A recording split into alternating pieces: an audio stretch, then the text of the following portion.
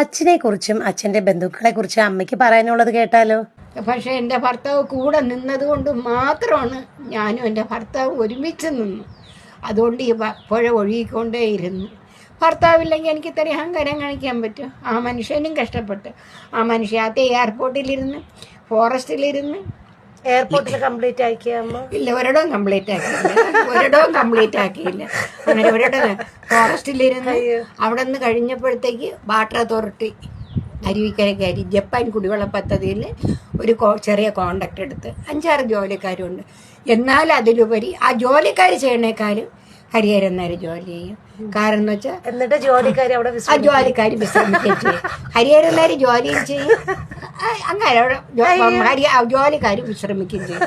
ഞാൻ കൺട്രാക്ടാണെന്ന് ഞാനൊരു കോൺട്രാക്ട് പിടിച്ചവന് അങ്ങനെ അഹങ്കാരമില്ല. ഞാനെന്ന ഭാവന ഒരിക്കലും ഇല്ല. എന്റെ മക്കളും അച്ഛൻ ജോലിയും ചെയ്യും. വണ്ടിക്കൂലിയും കൊടുത്ത് കരവഴി നടക്കണേണ് എൻ്റെ ഭർത്താവ്. പിന്നെ എൻ്റെ വീട്ടിൽ ഈ മാടത്തിൽ ആദ്യമായിട്ട് വന്ന ഒരു കൊച്ചുണ്ട്. അത് ജന്മത്തിൽ മറക്കാൻ പറ്റൂല എനിക്ക്. എൻ്റെ മക്കളെ കാണാനും എൻ്റെ മക്കളെ നോക്കാനും എൻ്റെ വീട്ടിൽ ആദ്യം കാലെടുത്ത് വെച്ച വട്ടൂർക്കാവിലെ കലയെന്ന് പറഞ്ഞൊരു കൊച്ചാണ്. അത് ഞാൻ മറക്കൂല. ഞാൻ ആ ജന്മം മറക്കൂല. അത് എൻ്റെ ഭർത്താവിൻ്റെ ബന്ധം. ഞാൻ ജന്മം മറക്കൂല. എൻ്റെ ആ കുട്ടിയാണ് എൻ്റെ വീട്ടിൽ ആദ്യമായിട്ട് വന്നത്. എൻ്റെ ഭർത്താവിൻ്റെ അനിയൻ്റെ ഭാര്യയാണ്. അനിയൻ്റെ ഭാര്യ ആ കുട്ടിയാണ് ആദ്യം എൻ്റെ വീട്ടിൽ. എൻ്റെ മക്കൾ കുഞ്ഞമ്മ എന്ന് വിളിച്ചതും ആദ്യമാണ്. ഇന്നും അവർക്ക് ആകെ ഉള്ളത് ഒരു കലക്കുഞ്ഞമ്മൻ്റെ അതേ ഉള്ളൂ. ആ ജന്മം ഇരുന്നാൽ മറക്കൂല. ഞാൻ മറക്കാൻ പറ്റാത്ത ഇതാണത്. അതിനുശേഷം ആൾക്കാർ കണ്ടു.